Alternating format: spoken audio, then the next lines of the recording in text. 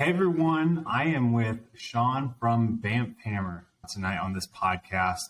Shawn, thanks for hopping on. Would you mind just starting off by telling us a little background on yourself? Sure. Yeah. Thanks so much for having me, Jake. I really appreciate it. I'm a personal trainer, strength coach. I live just north of Atlanta, and I've been running BAMF Hammer. You know, it's my product. I own the patent on it. Been trying to bring that thing to market for. I built the first one.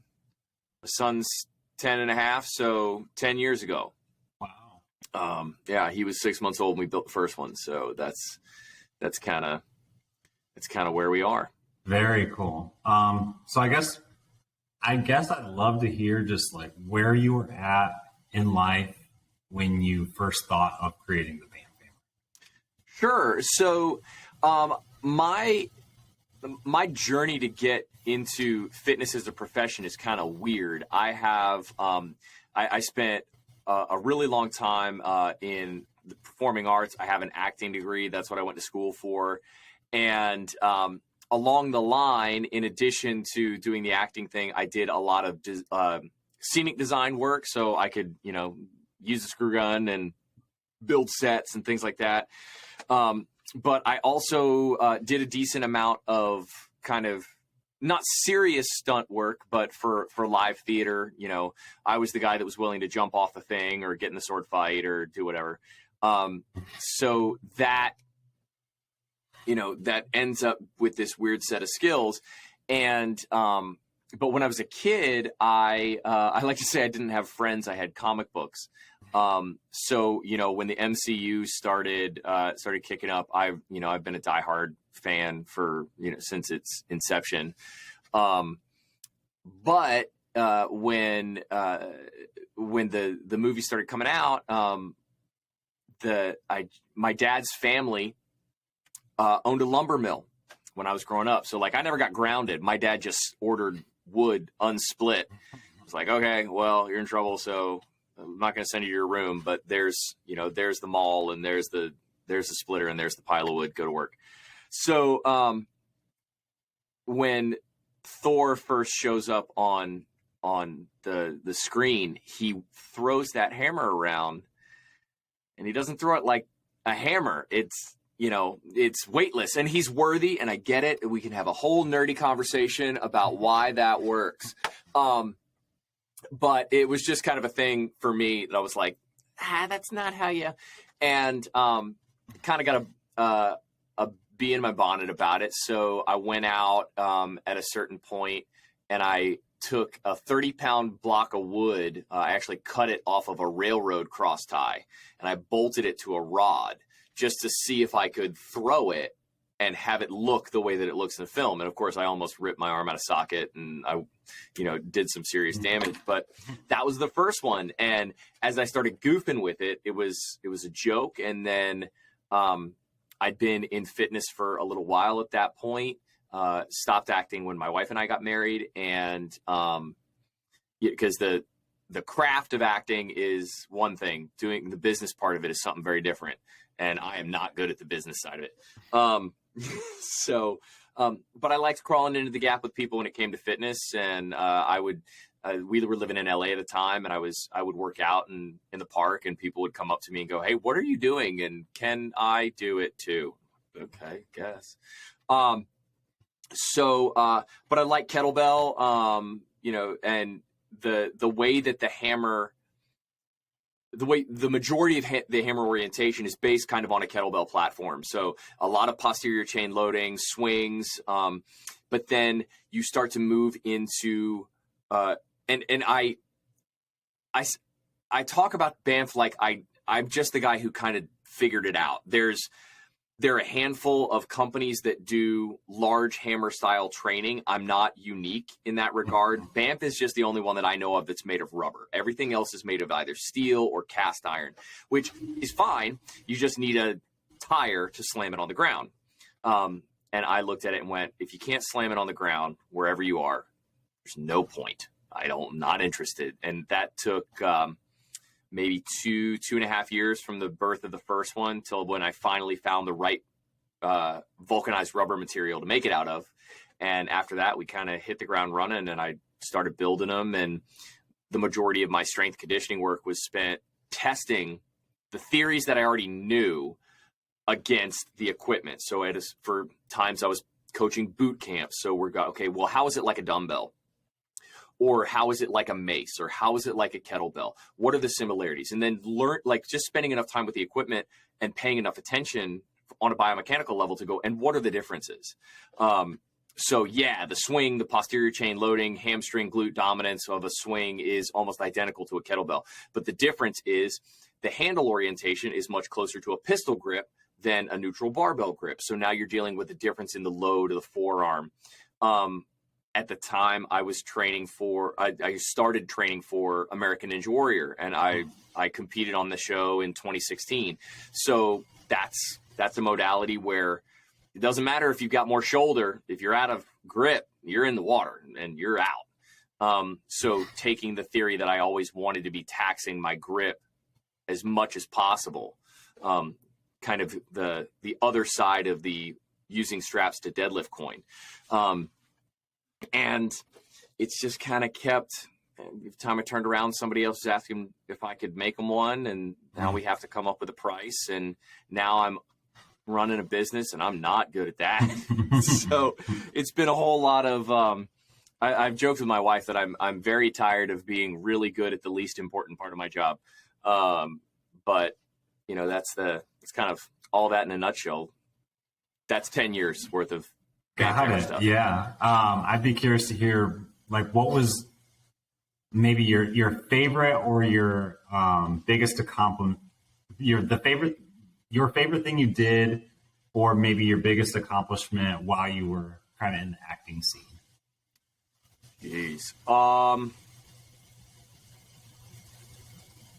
I mean, I really didn't do very much when I was living in LA. I did a student film that I really had a lot of fun with. The premise was it was called Diet, and it was kind of evil versions of every fast food mascot started pursuing this guy through like nightmares and trying to kill him. And I got to play the Ronald McDonald analog. So it was, you know, the maniacal clown. And the best part of it was the director was crazy. But he shot some of it in his parents' backyard in California. And he wanted the entrance for the clown so the main character like takes this burger and throws it into a kiddie pool in his backyard. He's like, I'm finally doing it. I'm going on a diet. And he throws the burger in the kiddie pool. And then out of the water rises this clown standing like full straight up. So the guy had dug 8 feet straight down in his backyard and rigged up this pulley system with a platform so that I could stand straight up and down, and they would raise me up out of the water. And the shot ended up being really cool. It was a lot of fun. That was probably the most fun I had on a set, was getting a chance to do that, and you know, really kind of chewing the paint off the walls with how crazy the character was. It was pretty fun. Nice. All right. Well, back to the BAMF story. How did you end up actually making your first sale?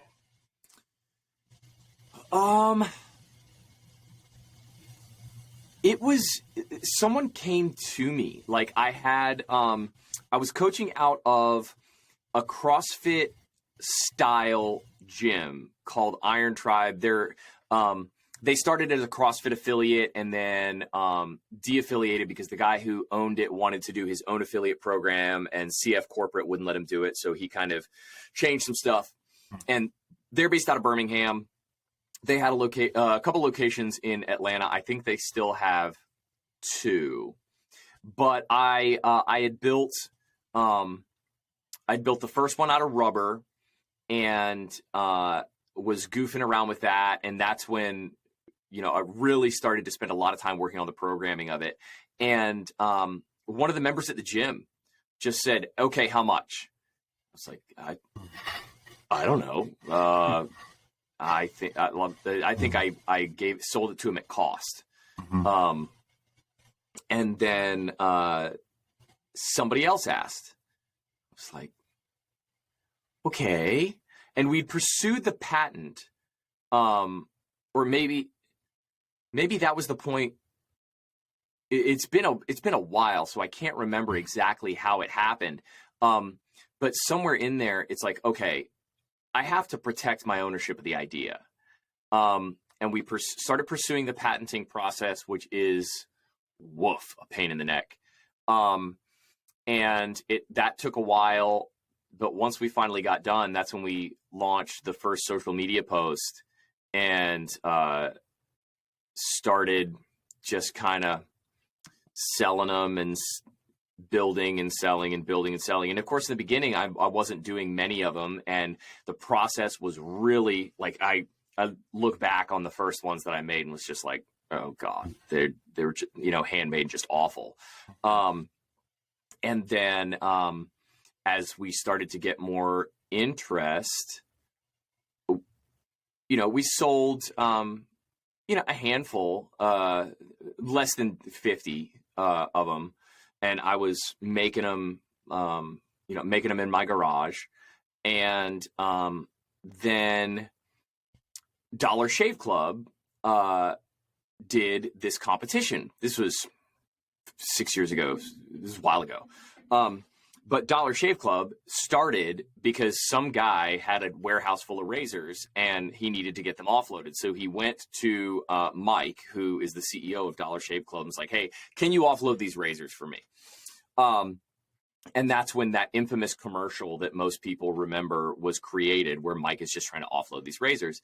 And he accidentally creates an amazing company with, sets their tone. And after a couple of years, they brought in a new director of marketing, and she had this idea where Dollar Shave Club would sponsor somebody in a very similar position from which Dollar Shave Club started.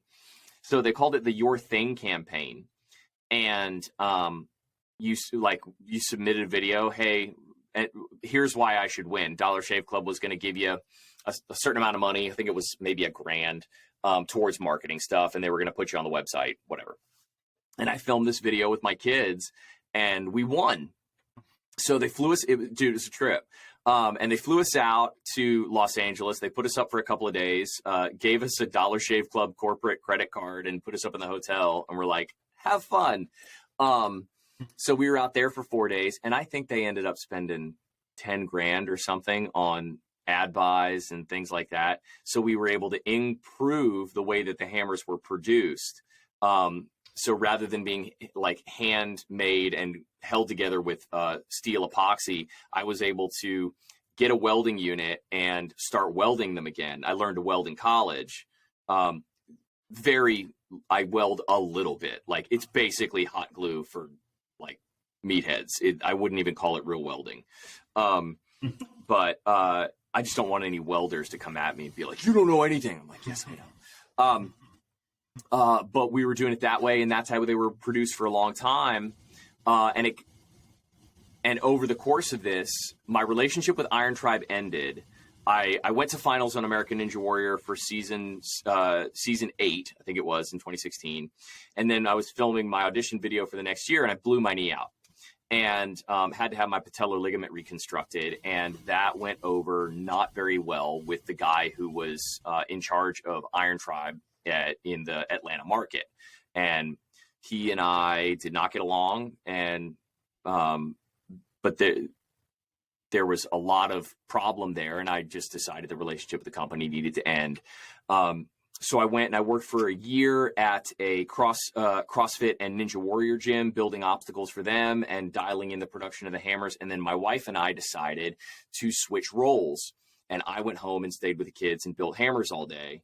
And she went and took her fantastic and amazing skills. She's a brilliant marketing director at a company here in Atlanta.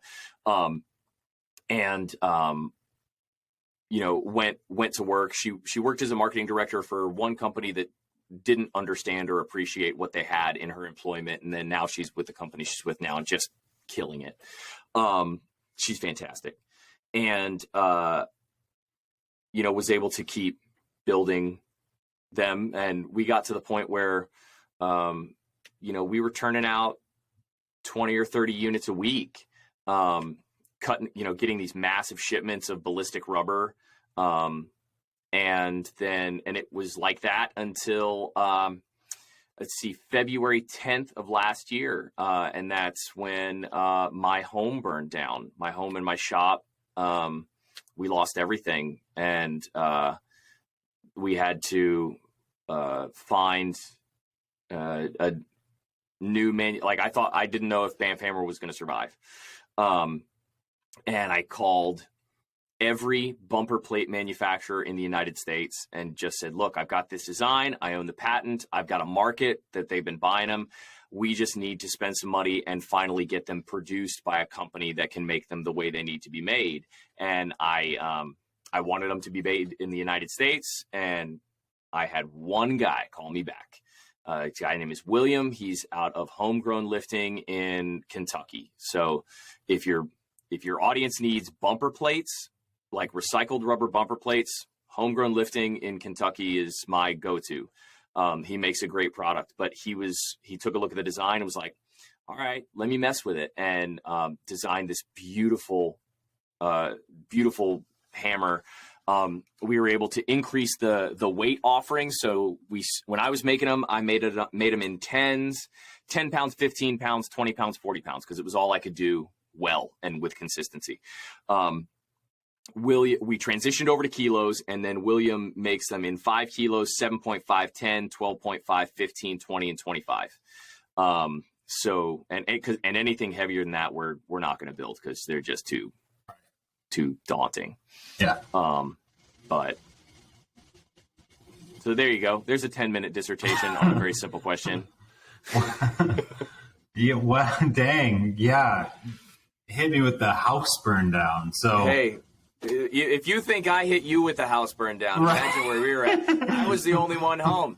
I was. We're not quite sure how the hammer started, but it did start in the garage.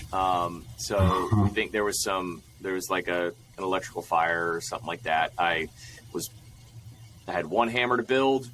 I was working on it. Went inside to make myself a sandwich, and it was a grilled bacon, turkey, and cheese sandwich. Grilled bacon, turkey, and cheese sandwich. And of course, I'm standing at the stove with my dog looking at me like, when are you going to drop some sandwich for me? And the smoke alarm goes off. And I did the thing that everybody does when the smoke alarm goes off in their house while they're cooking. You go, I'm not burning this damn sandwich. Why is the smoke alarm going off? And so I finished what I was doing. And I mean, it was probably 15, 20 seconds worth of time. Right. But it's like, all right, let's take a look. Which one's going off? Okay, it's the one upstairs.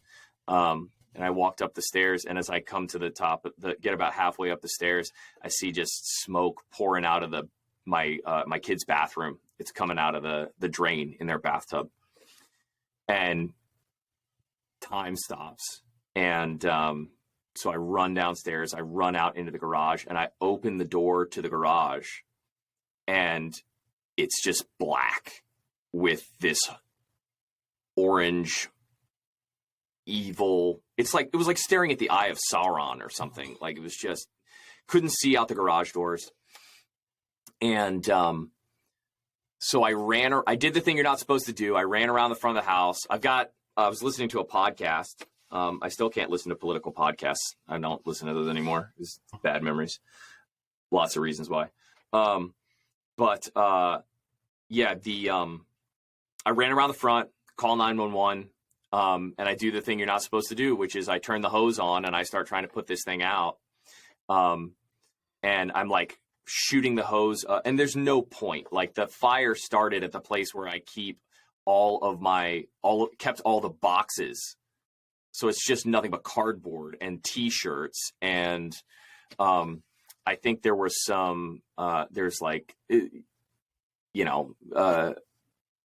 just nothing but stuff that burns. all the gasoline for the lawnmower and everything were far away on the other side of the garage. Those actually, I think they did blow up eventually. But I heard paint cans from where I spray painted the logo on the hammer exploding as I'm trying to put the fire out like a doofus, and I'm yelling into the phone. And you realize, okay, this isn't going to work. But my family minivan, my wife was actually in Tennessee at the time at work. My family minivan was close, so I ran back inside. By this point in time, the smoke has filled the house. I grabbed my keys from next to the door. It was so hot there that my wallet, I have a Ridge wallet, and part of it melted. Not the wallet, but I have like a digital business card on the front, and that business card melted. That's how hot it was in the living room. And so like I threw my wallet in the yard because I burned myself on it, and got in the van and backed it up, but the front of the van had already melted. Part of it already melted. And ran around the back to make sure the dogs were okay. And of course they're fine. They're just chilling in the backyard, like watching the whole thing go. And then went across the street and just kind of sat there and watched it burn and waited for the fire department to show up. And that was February 10th. But by March, April, May, we had the design finalized for the new ones, and then he was rolling them out by July. So we started doing pre-orders. People were like, the support that we got from friends and social media stuff, and our church was just insane. Lots of people were like, I will buy whatever hammer is next. So we basically had a bunch of people investing in getting this, the new molding done. And yeah, now we're kind of cranking. We're going through some growing pains right now. People are ordering faster than the original projections of production are going on. And we're looking for, our first big kind of corporate, the company that are going to take the risk on us. We have a couple groups that are interested, that will just say there are a couple groups that are interested. I won't put anybody on the hook. But yeah,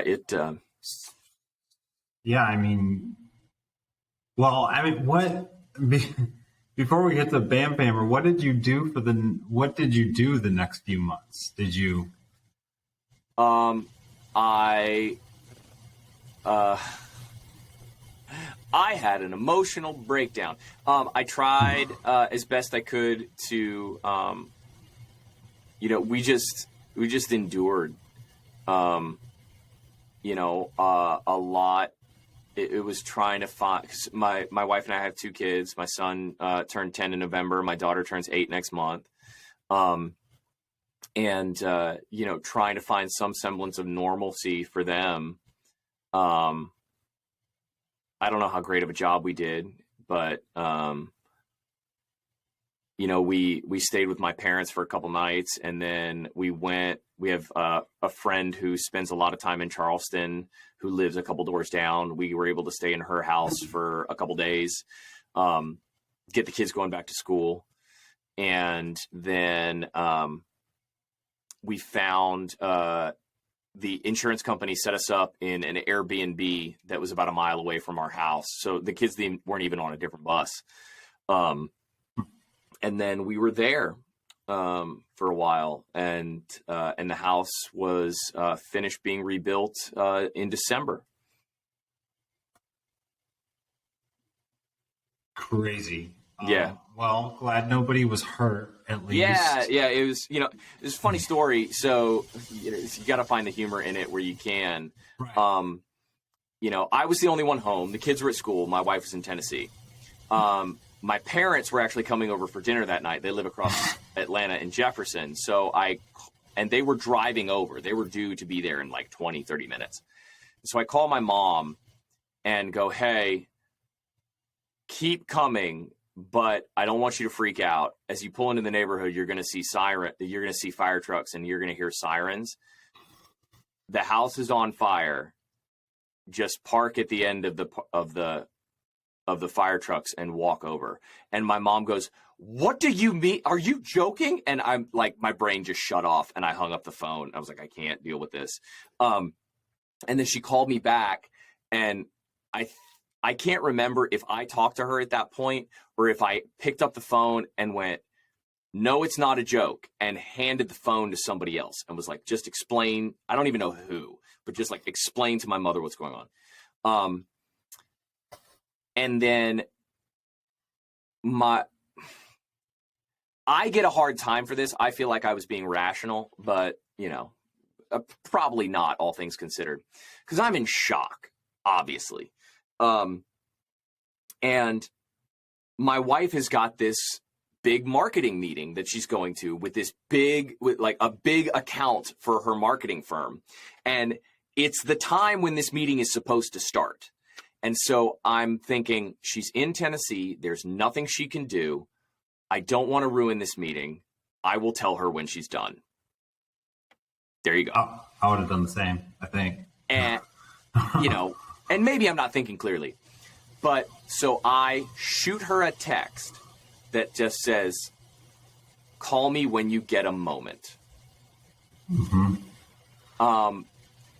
Unbeknownst to me, 5 of her friends from the neighborhood have already called her, losing their minds, just going, your house is burning down. Oh my gosh. And so she already knows. They are already in the car on the way back, which has got its own funny story, because she rode up with her boss. And that she calls me, and of course I get a hard time now because they're like, you didn't call me to tell me the house is on fire. And I was like, well, I didn't think there was anything you could do. I didn't want to stress you out. Of course, but they're on the way back from, I think it was Chattanooga, somewhere around Chattanooga, and she's riding with her boss, and he's got a Tesla. And about halfway, like, she's calling people, she's on the phone, and she realizes on the drive back that the music is off. And they're driving, and then the air turns off, and they're driving, and then her boss goes, how far is it to your house? And she tells him, and he goes, okay, we might make it. Apparently the Tesla died like 2 miles after they got to the neighborhood. So she almost didn't even make it back, which would have been its own bag of terrible. But yeah, it was an interesting day. It was a very interesting day. Pretty crazy. But look, man, nobody got hurt, and that's the important thing. And nobody got hurt. It's just stuff. Yeah, just stuff. Well, I mean, wild story right there. So it was really cool to hear how your community rallied around. Definitely have some struggles, and sounds like you have some decisions to make here soon. Yeah. But I guess I would just ask, like, if I had to hear from you, where is your business right now? Or where is the BAMF Hammer? So we are, where are we? We are at, we're in that part of the movie where you can't tell if it's, if it's a happy ending or not. But we are on, like, at the peak of the mountain in that particular regard. I could sit here and say it would be great to have our sales increase. But, the guys over at Homegrown they have an amazing product without the hammer. They have, they make amazing bumper plates. So they've been really growing. And so I would say the place BAMF Hammer is at right now is it is falling into the hands of early adopters, the people who can look at the product and go, yes, I see the potential. I have not been able to peg down what that demographic is. I thought in the beginning, I was like, comic book nerds, gotcha. No, did not get that. For the first set of hammers, the highest percentage of people that owned BAMF hammer when we first got started over the first couple of months were moms with babies under the age of 6 months old. I was like, what? But they, they all liked it, and they liked being able to work out at home. Obviously, they're not doing slams in the kids' room, but they like the mobility element. And I was like, okay, that's kind of weird. Recently we've been really getting some traction in the strongman community. We were down at the Limit Breaker Strongman competition hosted by Effin Strong in just south of Birmingham, Alabama, 2 weekends ago, maybe. And the BAMF hammer was the tiebreaker in the 185 weight class. So they had two guys tied for first, and they ended up doing a straight arm hold with a 20-kilo hammer. It was great. It was really cool to see the video. We got to get a chance to go down there and see some of the competition. But I missed, we had to get back on the road, so I missed the tiebreaker. But the two guys are standing up back to back against the walk yoke, against the yoke bar, with their arms outstretched, holding the hammer, just screaming taunts at each other, like trying to get the other one to fall. And we're going to go back. They're going to be, Evan Strong is holding another competition here in the next couple of months. We're going to go back, and I think we're going to be an event. BAMF is going to, I'm working with Chris down there to come up with we're going to kind of try and hybridize some more well-established strongman events and make something new that BAMF Hammer will sponsor. But, I am writing a certification protocol. I've been building programming for an incredibly long period of time. I've been able to go to a couple of different places and teach. I've gone to the Maui Fit Expo for the last 2 years. I was able to teach out at Level Up in Maui, which, when work takes you to terrible places, sometimes you have to bite the bullet and go to Maui for work. That's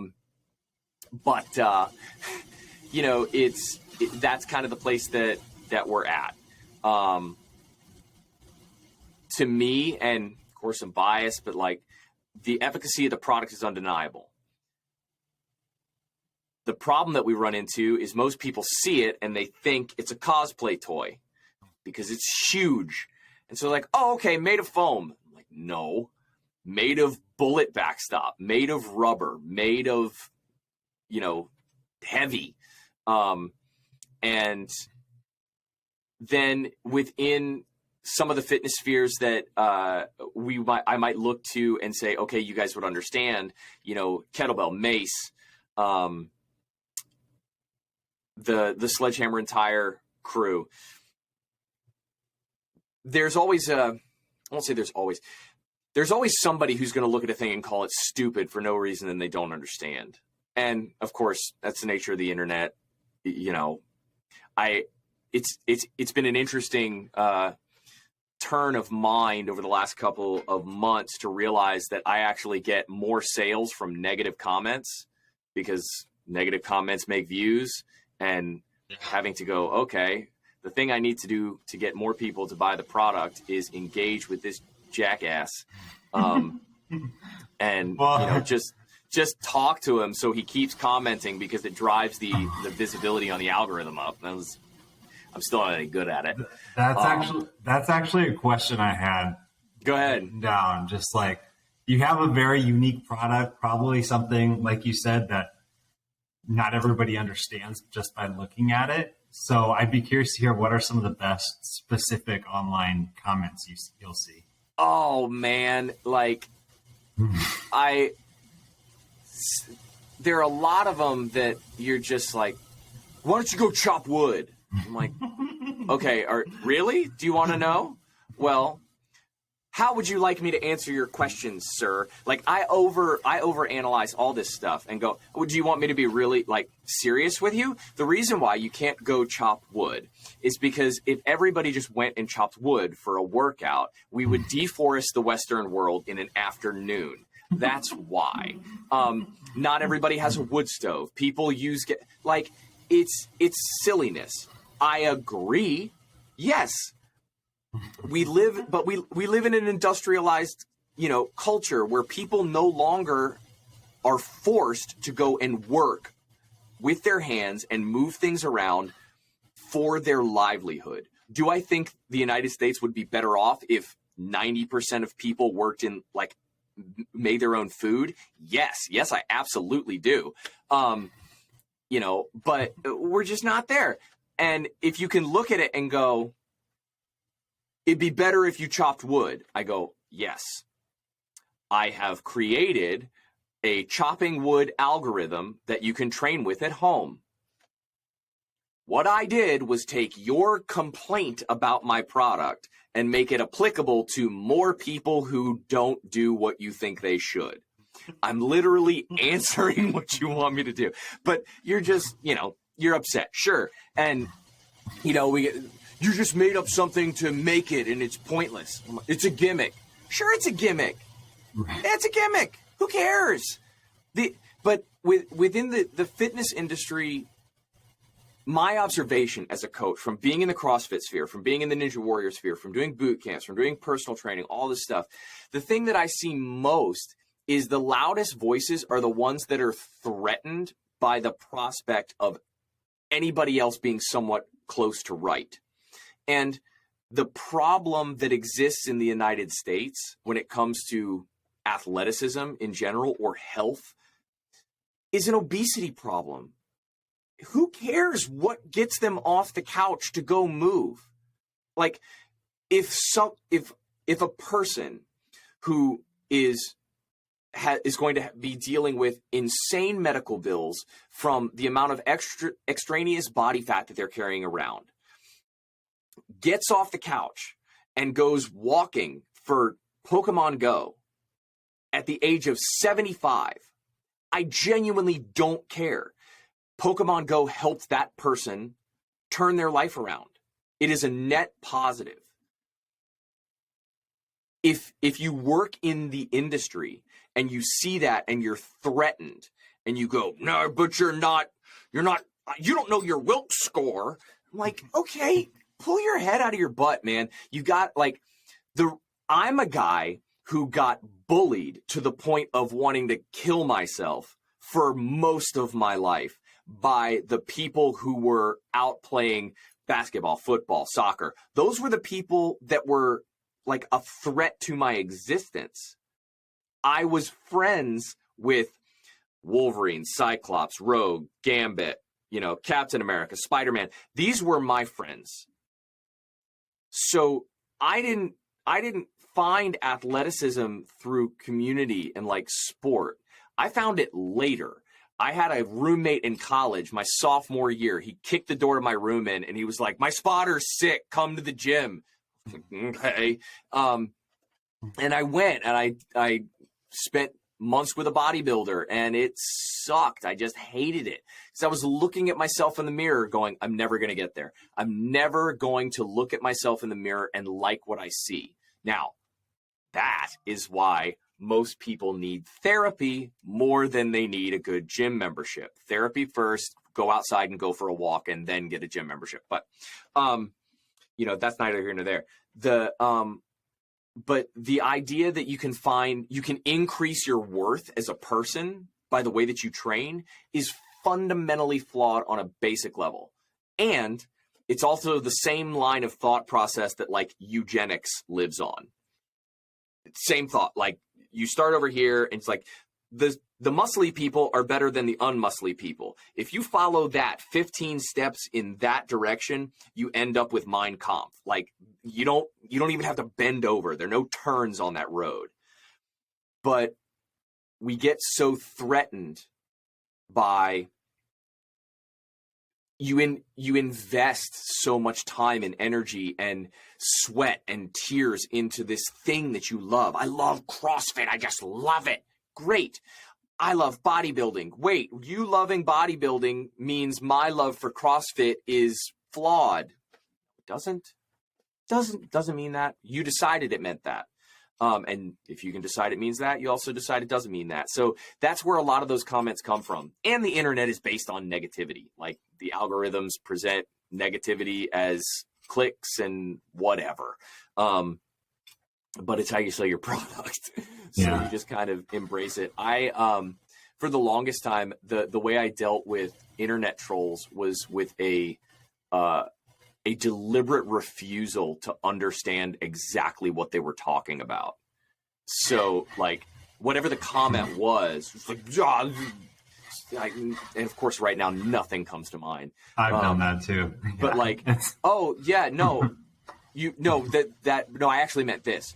No, idiot. That's the, oh, I misunderstood. Okay. No, I actually meant this.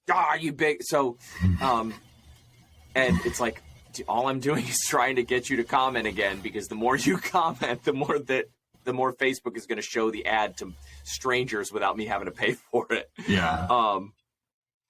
But the toughening of the skin is not, it was something that it took me a while to get used to. I'm still not used to it. For sure. Yeah. Well, another topic. So when I do a search for your product, there's definitely similar items out there. Was that the case when you first started, or have those popped up over the last years? I don't know. Like, I don't know who's older. And I'm not like Tribewad makes their Thor. I think it's their Thor kettlebell is what they call it.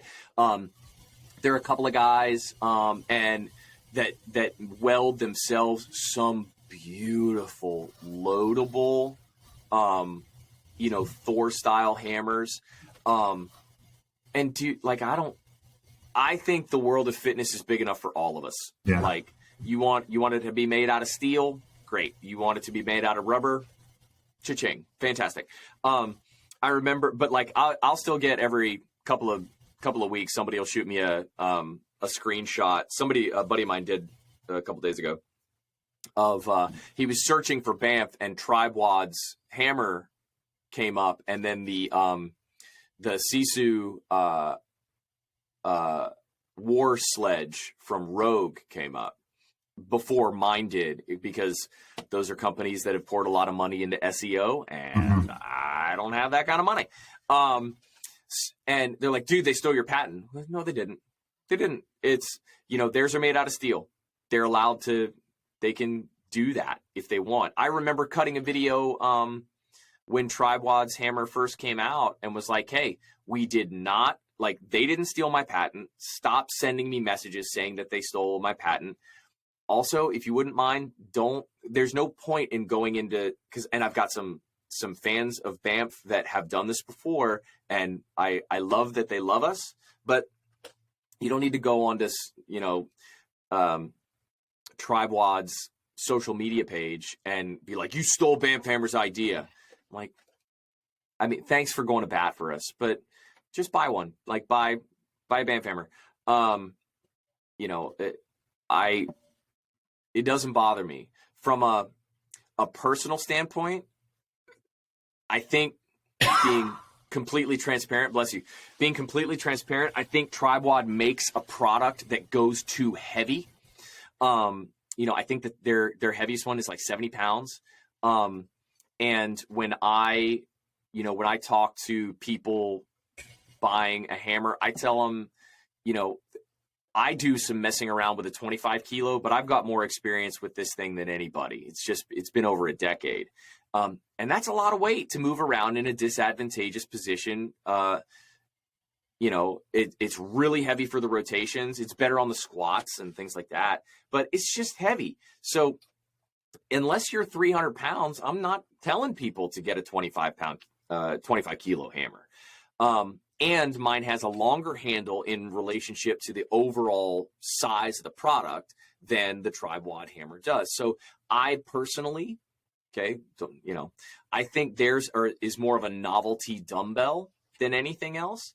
But you know, if you like it, if you will get off your couch for a tri-wad hammer, I hope you buy 2 and love training with it every single day and find a life that is more active than you've ever been before. And I hope you love it. Like, great. From a technical aspect of things, they've made some design choices that we had the option to make and deliberately didn't make because of, you know, certain reasons, but who cares? So now I do need to pay. If anybody listening is really good at search engine optimization and wants to give us a hand, I'll send you a hammer for free if you can get us higher on that Google search. But you know, it'll work itself out. Yeah, got it.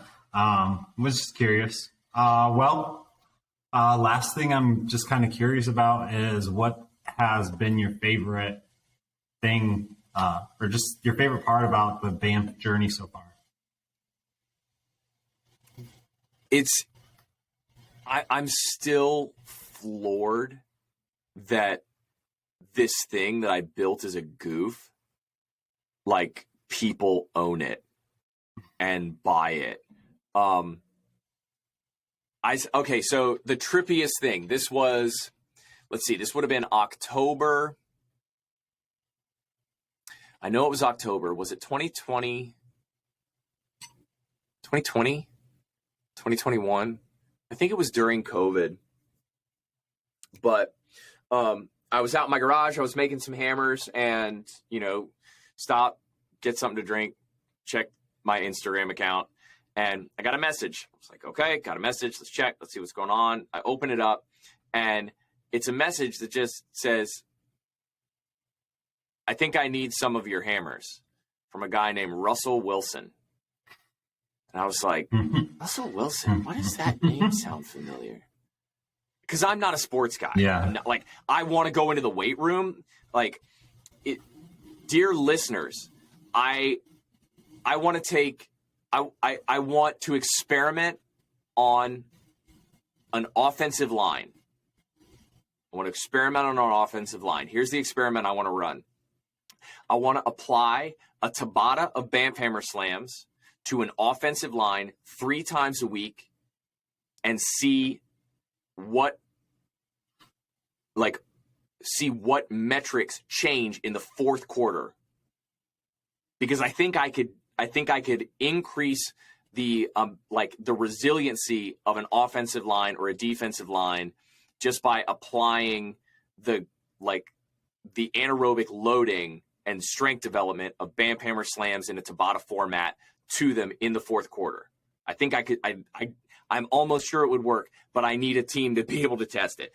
You know, it's that type of thing. So I want to talk sports. I've been reaching out to a handful of lacrosse athletes here in Georgia because there's a pro lacrosse team over across the city.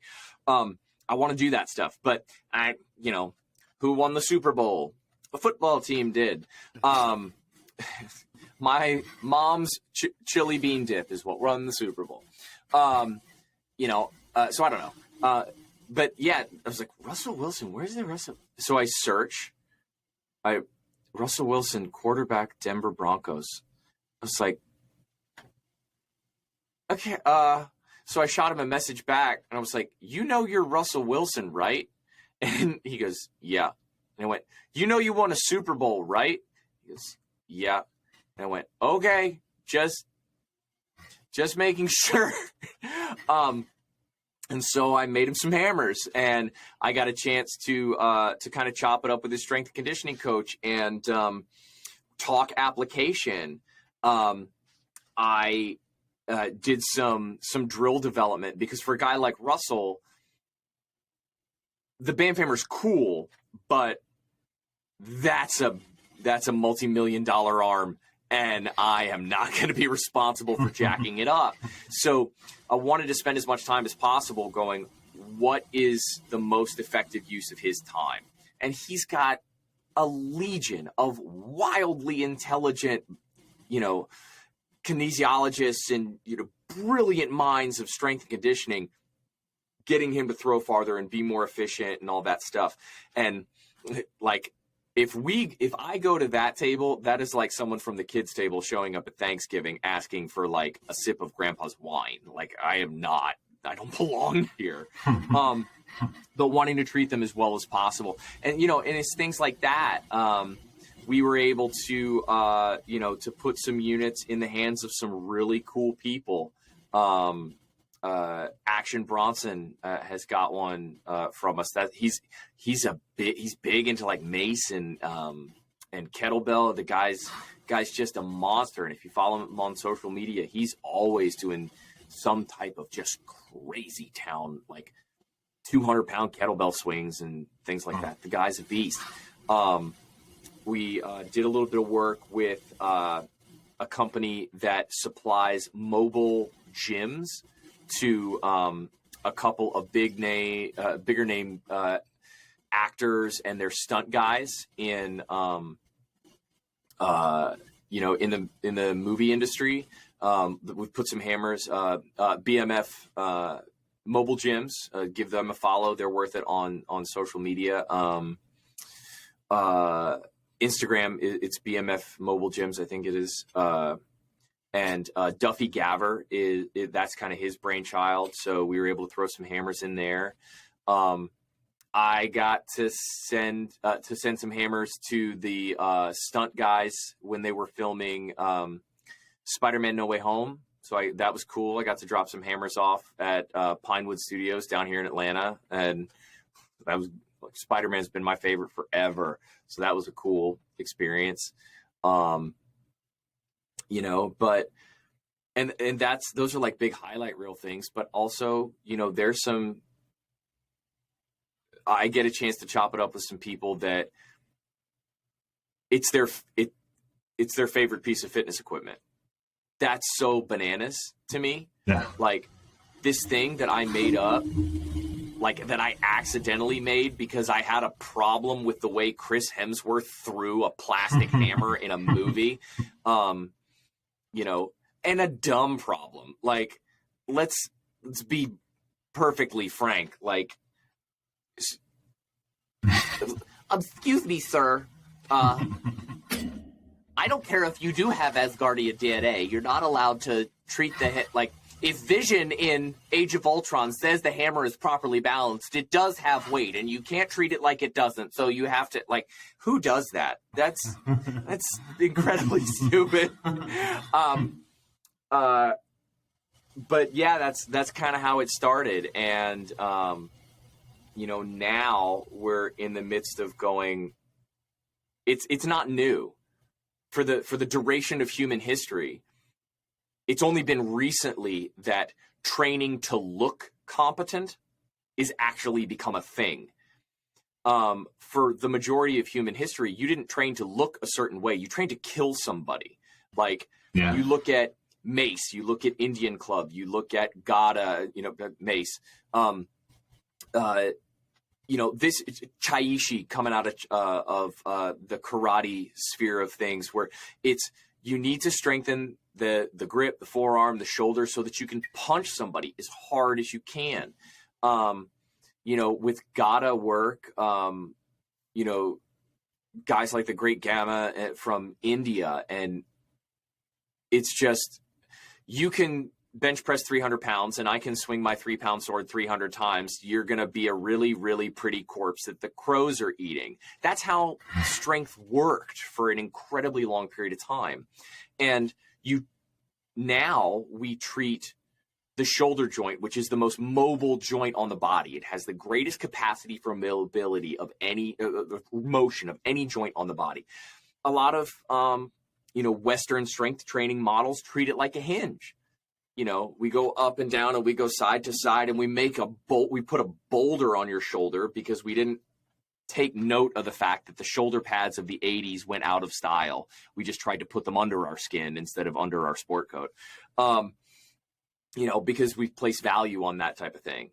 But are we sacrificing strength for a joint that you're not going to be able to move later on in life. And if that's what you want, go for it. I happen to be one of these guys that's like, steroids should be mandatory in pro sports. I want to know exactly what you're capable of when we give you all the drugs. But like, that's your choice. You get to do it.